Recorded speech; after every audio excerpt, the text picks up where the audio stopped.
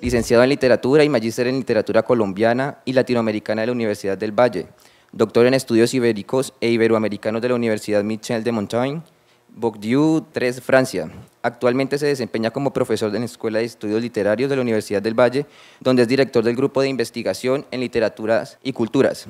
Aunque tales estudios aquí aludidos no logran evidenciar la mágica relación que ofrece el autor, profesor en este caso, al sumergir a los estudiantes en el conocimiento de las literaturas indígenas de Colombia, presentado bajo su puño y letra un sentimiento muy evidente, su gran amor por la cultura Kogi. Gómez logra con éxito materializar su amor por la cultura Kogi en las siguientes representaciones escriturarias: la mujer en la literatura Kogi, el simbolismo de lo femenino en la literatura y la cultura Kogi, el jaguar en la literatura Kogi, análisis del complejo simbólico asociado con el jaguar, el chamanismo y lo masculino en la literatura Kogi, de agua, poemas y palabras que migran, antología de poesía colombiana contemporánea 2015. Toda una experiencia emocional que nutre la perspectiva de una Colombia movilizada por el reconocimiento de una comunidad 100% heterogénea, dando paso a una obra que recopila los pasos de guerreros que han servido de modelo para el profesor Fabio Gómez en su interacción con una literatura incidente en las culturas indígenas de Colombia. Escritores indígenas de Colombia, 4 textos fundacionales, 2016, es la propuesta palpitante del profesor de evidenciar el aporte literario de los diferentes escritores amerindios que resaltaron en la literatura colombiana a finales del siglo XX y la clara manifestación que ejercen las impresiones de una cultura indígena que discrepa con el ocultismo en el que se encuentra. Estas culturas indígenas colombianas ejercen una defensa en beneficio de la resistencia de su indianidad, del valor de sus tradiciones y costumbres por medio de las voces de 4 intelectuales indígenas: Manuel Quintín Lame, Vicencio Torres, Esperanza Aguablanca Berichá y Maximiano José Roberto, quienes emprendieron con fuerza el camino de la literatura como arte reveladora. Los 4 textos fundacionales expuestos en la obra del profesor Gómez sale a la luz para evidenciar un proceso activo, para dotarse de un discurso en función a la reivindicación del ser indio, una estrategia de negociación con la sociedad dominante. 4 textos fundacionales, 4 historias, 4 realidades. El valor del concepto de interculturalidad y la entrañable relación de los autores en la adquisición de las herramientas escriturarias durante las dinámicas civilizatorias para intervenir en la defensa de sus identidades étnicas y espirituales que los aferran a la tierra. El libro que les voy a presentar, Escritores Indígenas de Colombia, 4 textos fundacionales, es un producto parcial de una investigación que se ha desarrollado a lo largo de toda la vida y que ha arrojado otros libros y que espero siga arrojando nuevas producciones. En este libro yo trabajo a 4 autores bien representativos de las luchas de los pueblos indígenas a lo largo del siglo XX. Son Manuel Quintín Lame, en primer lugar, a quien yo presento como un hombre en la confluencia del mito y de la historia. Su libro central, porque Manuel Quintín Lame tiene una inmensa producción escritural, escriturales entre comillas, dado que aunque él sabía leer y escribir, en verdad él no escribía de su puño y letra sus obras, sus documentos, sino que él se los dictaba a sus secretarios indígenas letrados, porque él era un hombre hecho en el fragor de la lucha y vivía siempre muy ocupado. Los pensamientos del indio que se educó dentro de las selvas colombianas, es el título de su obra, un libro que terminó de dictar en 1939, pero que permaneció oculto o permaneció resguardado, mejor así, en un cabildo indígena en el Tolima. hasta que fue descubierto en 1971 y publicado por Gonzalo Castillo Cárdenas, un sociólogo de la Universidad Nacional. Se hizo público en 1971, momento en que en la historia de Colombia se están desarrollando las luchas indígenas aquí en el departamento del Cauca, sobre todo para iniciar la recuperación de las tierras, de los resguardos que habían sido usurpadas por los políticos, las autoridades, los terratenientes del departamento de Cauca, Valle y Nariño. El otro autor que trabajo es Vicencio Torres Márquez, un líder indígena arhuaco que asistió a una época muy dura en la cual una orden religiosa, los capuchinos, se establecieron a la fuerza en el territorio de la Sierra Nevada, con clara oposición de los indígenas arhuacos, los Xisca, los Cogi, y a la fuerza se establecieron allí y fundaron una cosa monstruosa a la que llamaban el orfelinato, en donde en donde internaban a los niños indígenas para desarrollar una labor deculturadora. Prácticamente los capuchinos secuestraban a los niños indígenas, los apartaban de su familia y los metían en ese internado en donde no les permitían hablar en su propia lengua, sino que los obligaban a aprender el español y a olvidar la lengua indígena. Les quitaban todo rasgo identitario, cultural, por ejemplo sus vestidos, les hacían cortar el pelo a la fuerza. Y estos señores capuchinos se establecieron por más de 80 años allí con la pretensión a largo plazo pues de aniquilar la cultura. En los años 80 los arhuacos decidieron pasar a los hechos y expulsar, sacar a la fuerza a esta misión capuchina que había hecho tanto daño. Y Vicencio Torres Márquez fue uno de los líderes que conoció esa historia desde el principio hasta el fin y publicó un librito en 1986 que se llama Los indígenas arhuacos y la vida de la civilización. Luego presento con el título Encuentros y desencuentros en los espacios de la interculturalidad, la obra de una mujer indígena de la etnia Uva que se llama Berichá. El nombre en español es Esperanza Agua Blanca.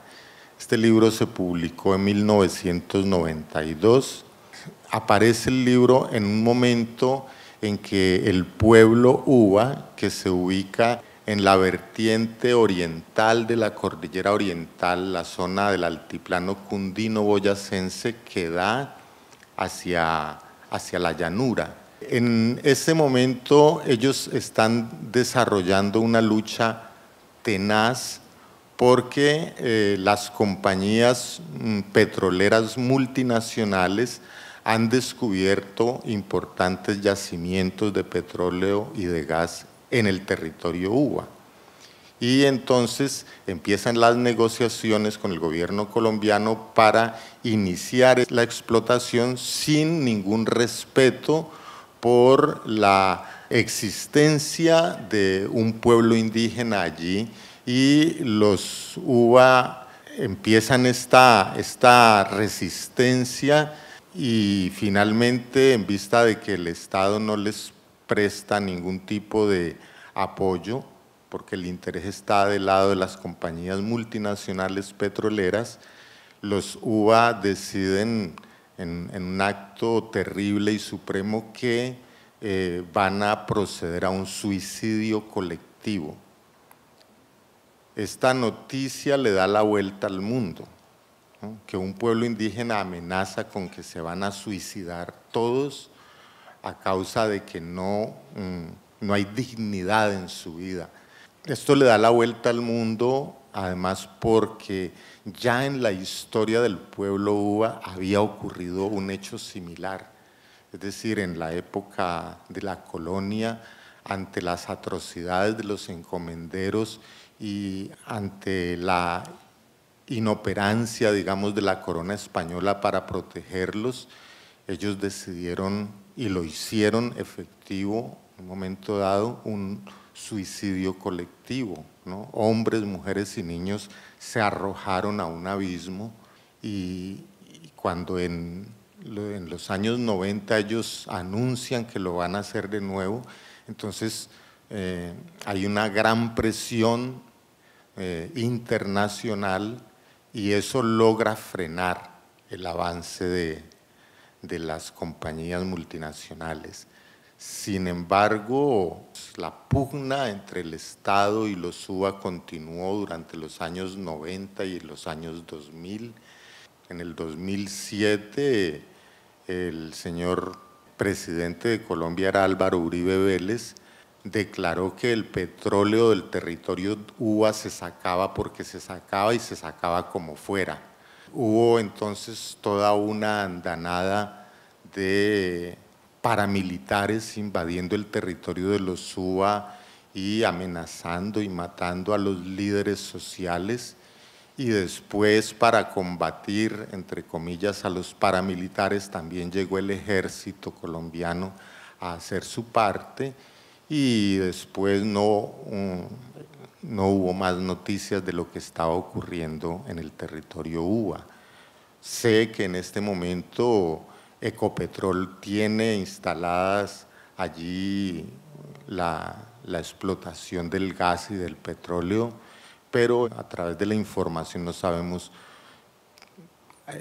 qué ocurrió, ¿no? ¿Qué ocurrió con los UBA? Es muy interesante también el libro de Esperanza Aguablanca. Ella tiene que enfrentarse para superar 3 grandes obstáculos. El hecho de que una mujer indígena como ella publique un libro. ¿Cuáles son esos 3 grandes obstáculos? El primero es que es mujer, ¿no? Y el segundo es que es indígena, ¿no? Entonces ya va a sufrir una discriminación doble, una por ser mujer, otra por ser indígena, y la tercera porque ella nació con una malformación genética que no le permitía servirse de sus propias piernas. Entonces, ella supera estos 3 grandes obstáculos y llega a convertirse en una mujer letrada, en una mujer instruida, en maestra de su propio pueblo, en líder, y de allí que el título de su libro sea muy bello, dice: tengo los pies en la cabeza. El cuarto texto fundacional que yo trabajo, el único que ha adquirido un lugar en el canon literario colombiano, que es el texto del Yurupari.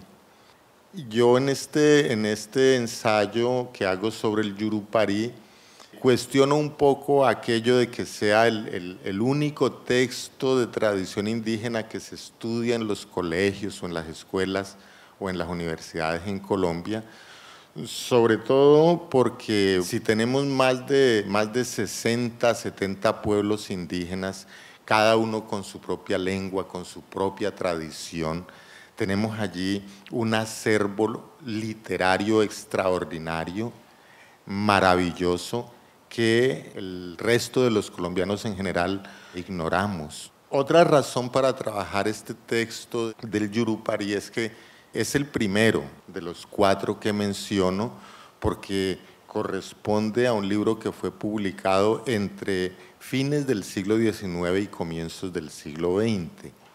Y lo escribió un indígena llamado Maximino o Maximiliano José Roberto. Él es hijo de no hay una palabra pues en español adecuada para decirlo, de una princesa indígena de la etnia tariana del Baupés colombiano, y por parte del padre es hijo de un hombre de la tribu Manaos del Brasil. Entonces, al vivir en el Baupés, que es una zona de de confluencia, de intercambio, de desplazamiento de muchos pueblos indígenas, tiene la posibilidad de aprender muchas lenguas y de tener conocimiento de muchas culturas indígenas. Hablaba no solo su lengua materna tariana y su lengua paterna el manaos, sino que hablaba el español, hablaba el portugués, hablaba la lengua yeral y las lenguas de otros pueblos que constantemente iban y venían por este territorio. Cuando a fines del siglo XIX muchos naturalistas, geógrafos, exploradores llegaban a esta región de la Amazonía y se enteraron de la existencia de un interesante ritual, que era el ritual del Yurupari, el cual consta, por supuesto, de unos mitos, de unos relatos y de unas ceremonias que involucran la iniciación de los jóvenes a la vida adulta. Estos naturalistas estaban a la caza de ese mito, de ese ritual, de esos objetos que se utilizaban y trataban de profundizar en ese conocimiento porque era una especie de mito prohibido a las mujeres, era un ritual de tipo masculino, pero también prohibido para los no indígenas, hasta que llegó un viajero italiano, el conde Hermano Stradelli, que se logró integrar muy bien con los pueblos indígenas de la Amazonía y se hizo amigo, contrató como su ayudante a Maximino José Roberto y le declaró pues su intención para que le ayudara a hacer la recopilación de los mitos, del mito del Yurupari. Pues Maximino José Roberto sabía leer, sabía escribir, era un hombre con una cultura cosmopolita, porque había estado en contacto ya con muchos antropólogos también, y él fue mucho más allá de ser un simple informante o ayudante, y lo que él hizo fue escribir él mismo, de su puño y letra, toda una versión del mito del Yurupari, recogido entre diversos pueblos indígenas, y ese libro fue el que le entregó a Stradelli. Entonces ya Stradelli lo único que le quedó por hacer fue simplemente traducirlo. Él lo tradujo directamente de la lengua en que le escribió Maximiano José Roberto, que era el ñengatú, la lengua yeral de comunicación común entre diversos pueblos. El conde Hermano Stradelli lo traduce al italiano directamente y lo envía de una vez a Italia para que lo vayan publicando en varias entregas de una revista antropológica. ¿Qué ocurre? Que en aquella época, estoy hablando de fines del siglo XIX, inicios del siglo XX, en la Amazonía uno de los males más frecuentes que existía era la lepra. El conde Hermano Stradelli adquiere la lepra y de esto muere. Como una medida profiláctica, una medida precautelativa, el Estado brasilero decide que su casa y todo lo que hay en su casa, su ropa, sus libros, todo tiene que ser quemado. Y en ese incendio muere, por decirlo así, el texto original del Yurupari. Lo único que se salva entonces es la traducción que había sido publicada en Italia. Y más o menos unos 50 años después, algunos investigadores críticos colombianos descubren la versión en italiano del Yurupari y deciden hacer una traducción al español para integrarlo, como les decía, al canon de la literatura colombiana. Pues a grandes rasgos esos son los autores y los libros que yo he ubicado como textos fundacionales. Hay muchos más escritores indígenas en Colombia, ¿no? Pero yo los considero fundacionales porque fueron los primeros, fueron los pioneros, por decirlo así. Y además porque son escritos prácticamente en el fragor de la lucha. El libro de Maximiano José Roberto se escribe en el momento en que los pueblos indígenas de la Amazonía están siendo aniquilados por las compañías caucheras. Más de 50.000 indígenas Huitoto fueron esclavizados y muertos por las compañías caucheras de Colombia, de Venezuela y de Perú sobre todo, filiales de compañías inglesas o norteamericanas. Entonces, son libros escritos en el fragor de la lucha. El libro de Manuel Quintín Lame es escrito en momentos en que los pueblos indígenas del Cauca y del Tolima están siendo también atropellados, asediados, se les están robando sus territorios, ¿no? Manuel Quintín Lame organiza el primer paro indígena en Colombia a principios del siglo XX. Y era un paro de indígenas terrasgueros, de indígenas que no tenían más que una casita donde el terrateniente les permitía vivir, malvivir, a cambio de tener que trabajar casi que en condiciones de esclavitud para ellos. Y Manuel Quintín Lame fue perseguido por esto, estuvo más de 108 veces preso injustamente, incomunicado, torturado en las cárceles de Popayán, del Huila y del Tolima. Y la enseñanza de las luchas, la doctrina de lucha de Manuel Quintín Lame fue el faro que iluminó las luchas de los pueblos indígenas en los años 70 y 80, cuando se conforman las primeras organizaciones regionales, como el Consejo Regional Indígena del Cauca, el Consejo Regional Indígena del Tolima, las autoridades indígenas de Colombia y finalmente la Organización Nacional Indígena de toda Colombia. El libro de Vicencio Torres Márquez se escribe en el momento de la lucha contra los capuchinos, para expulsar a los capuchinos del territorio de los arhuacos, en Nabucímaque, ¿no? En el pueblo de Nabucímaque, donde ellos habían hecho una cosa monstruosa, un edificio que solo servía para secuestrar y tener encerrados a los niños indígenas y obligarlos a trabajar y a rezar y a aprender el español. Y el libro de Esperanza Aguablanca, pues ya les conté también, en un momento de lucha álgida del pueblo uva contra las compañías multinacionales petroleras.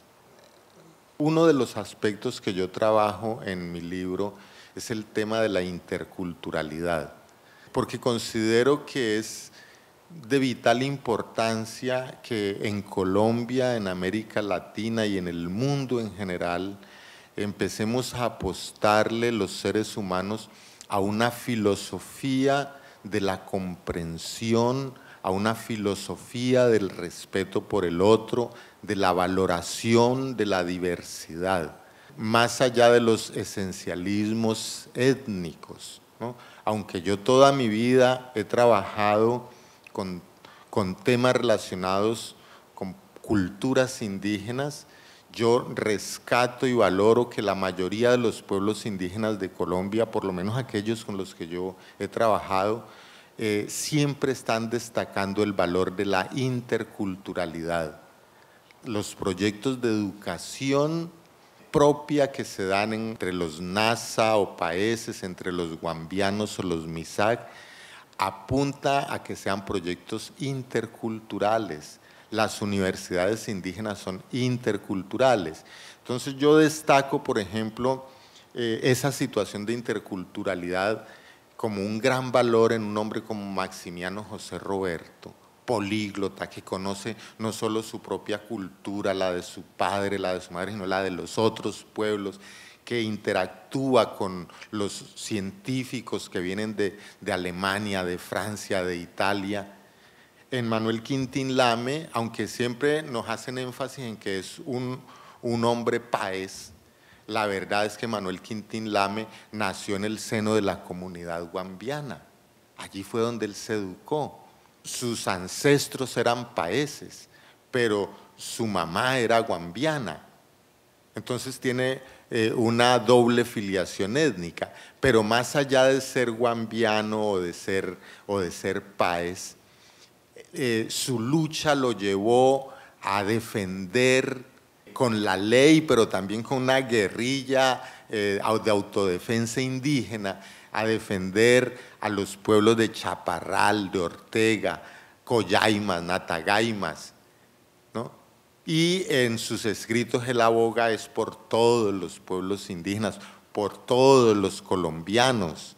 Entonces yo quiero destacar ese aspecto de lo intercultural, del valor de la interculturalidad en estos escritores indígenas que se han apropiado de elementos propios de la cultura occidental como la escritura para recuperar su tradición oral, para recuperar sus tradiciones históricas y para presentar ante el resto de los colombianos y del mundo la situación que están viviendo sus pueblos. ¿Cómo va el estado, digamos, de la introducción en el mundo del canon literario de estas obras? Estos libros que mencionas tú son objetos de estudio en algún tipo de pensum académico, por un lado. Y por otro lado, estos libros son tenidos en cuenta, por ejemplo, en la educación guambiana, o no han accedido todavía a ellos. Un libro extraordinario que me regalaste, que es el libro de Quintín Lame, un libro extraordinario que sería digno de leer por su humor, por su agudeza, por su manera de pensar como águila y como serpiente, pues debería de leerse, aparte de ese libro maravilloso, en la escuela, en el bachillerato.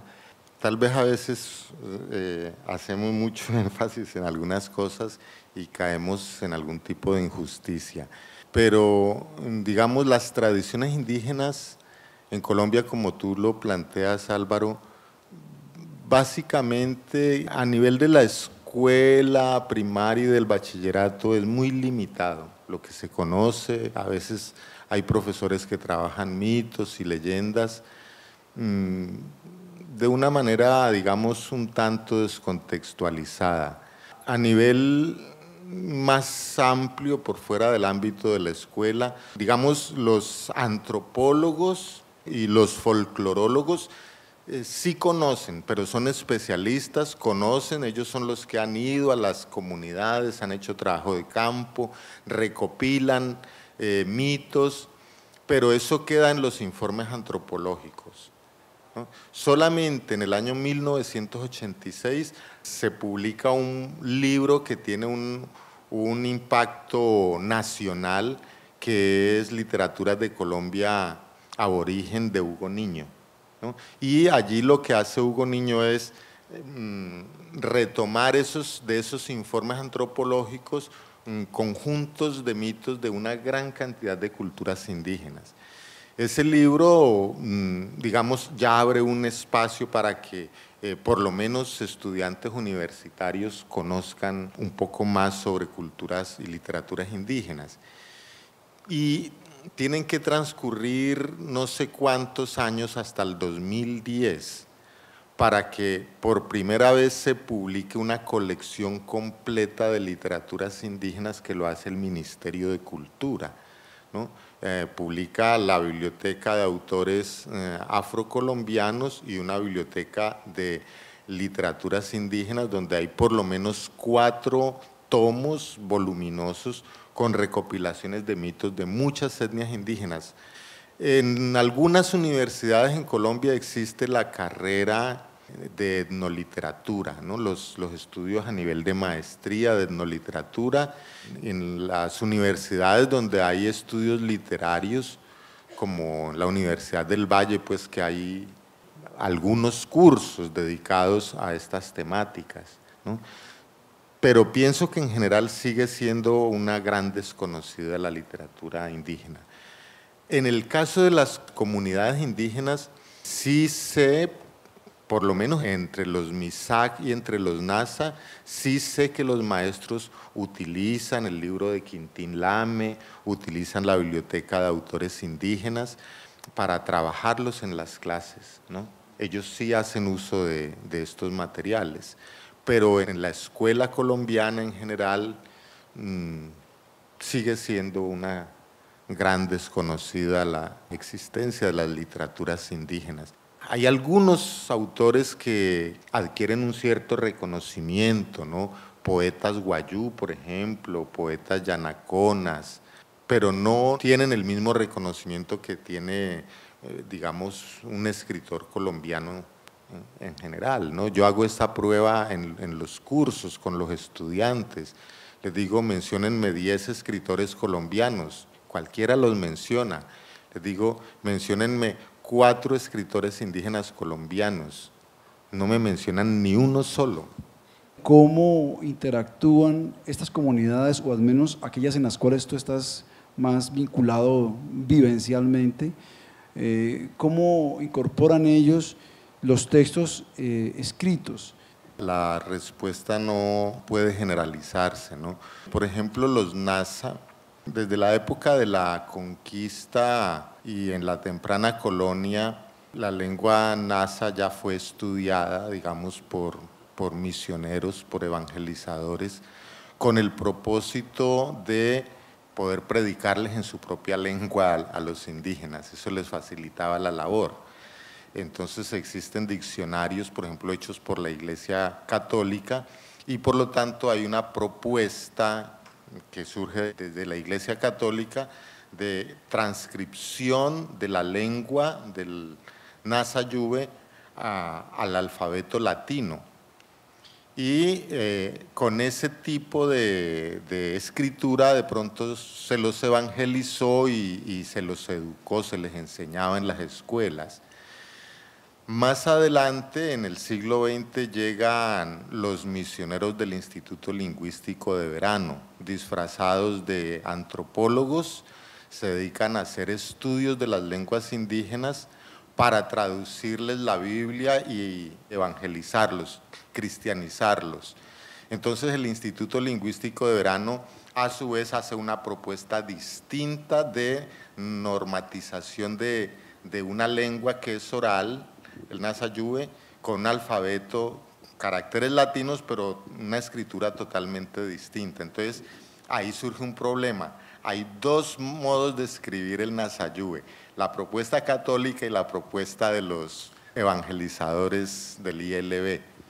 Frente a eso, llega un momento cuando los Nasa deciden asumir las riendas de su propio destino como pueblo, entre ellos su educación, dicen, no nos sirve la propuesta católica, no nos sirve la propuesta evangélica, vamos a formar nuestros propios lingüistas, y de hecho envían a unos jóvenes a formarse como lingüistas en Bogotá, y vamos a hacer una especie de congreso donde se estudie el Nasa Yuwe, la propuesta de escritura que había de la Iglesia Católica, la propuesta de escritura de los evangelistas, la propuesta que hacen los lingüistas laicos, digámoslo así, más lo que ellos ya con sus lingüistas indígenas formados puedan aportar.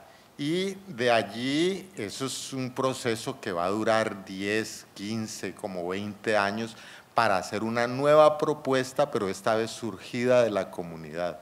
Entonces es una cosa de un dilema tenaz, porque mientras tanto, ¿qué pasa en las escuelas? ¿Cuál Nasa Yuwe se le enseña a los niños? ¿Con qué grafía? ¿Con la católica, con la evangélica o con la nueva? En el año 86, yo recuerdo, había un modo de escribir el Nasa Yuwe, y yo pues me familiaricé con ese modo. Ahora lo escriben de otra manera, porque todavía sigue como en proceso. En el caso de los Misak, de los guambianos, la escritura de la lengua viene del proceso evangelizador, cristianizador que hizo la Iglesia Católica, y ellos eran los que decidían cómo se escribía, utilizando el alfabeto latino. Más adelante, cuando los Misak asumen su propio proceso educativo, utilizan esta escritura que se les había impuesto y le hacen algunas modificaciones para adecuarla un poco a la fonética. Creo que en términos generales la historia es similar. Como la evangelización se dio muy temprano en la conquista y la colonia, se empezaron a escribir lenguas indígenas con alfabetos hechos por los misioneros. Y de alguna manera eso se ha seguido utilizando pues, en las escuelas hasta que haya una reflexión lingüística hecha por los mismos indígenas, ¿no? En el caso de los NASA, pues hay un equipo de indígenas, de maestros formados en lingüística. En el caso de los MISAC, la mamá Bárbara Muelas estudió aquí en la Universidad del Valle, entonces hay gente preparada, preparada académicamente, científicamente para hacer propuestas al respecto. En otros pueblos tal vez es más difícil, ¿no? En cuanto a la institución de la Iglesia, ¿qué tanto influye aún en la contemporaneidad en los imaginarios sociales que se tienen sobre su cultura? O sea, si aún hay imaginarios sociales que la Iglesia promueva puntualmente y cómo esto ayuda a entorpecer ese proceso que es la transculturación. Sigue teniendo una tremenda influencia, sobre todo en los pueblos indígenas, porque mira, la educación en Colombia en general estuvo en manos de la Iglesia Católica. Oficialmente la Iglesia Católica era la que regía la educación en Colombia. Y cuando se promovió la idea de una educación laica, digamos no religiosa, de todas maneras la Iglesia siguió teniendo un inmenso poder con sus universidades, con sus colegios y con sus escuelas manejadas por sacerdotes o por monjas, con el agravante de que la educación para los pueblos indígenas desde el Estado colombiano se dejó en manos de la Iglesia Católica.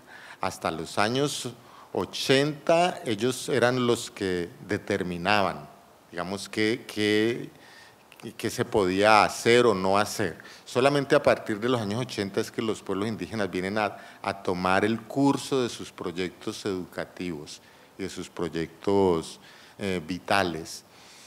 Y eso significa, como decía yo ahora, que los indígenas se reconocen como católicos, van a misa, el cura les impone cosas, hasta hace muy poco tiempo. El cura le decía a un indígena, bueno, entonces es la fiesta del santo patronal y tú tienes que encargarte, y el pobre hombre tenía que endeudarse, quedaba endeudado 1 o 2 años para subvencionar una fiesta que era de la iglesia. Hace dos años, más o menos 3 años, yo estaba haciendo un seminario con los profesores MISAC en la universidad de ellos. Pues el primer día empiezo yo el seminario a las 8 de la mañana y de pronto a las 10 de la mañana irrumpen, alguien abre la puerta y entran unas monjas y unos profesores, y en mitad de mi clase van armando una mesa con manteles y un crucifijo y me interrumpen el seminario porque iban a hacer una misa. Sin el más mínimo sentido del respeto, decirme, profesor, vamos a hacer esto, lo vamos a interrumpir. No lo hicieron. Entonces, eso nos da muestra del peso que todavía sigue teniendo la iglesia, los curas y las monjas en la población.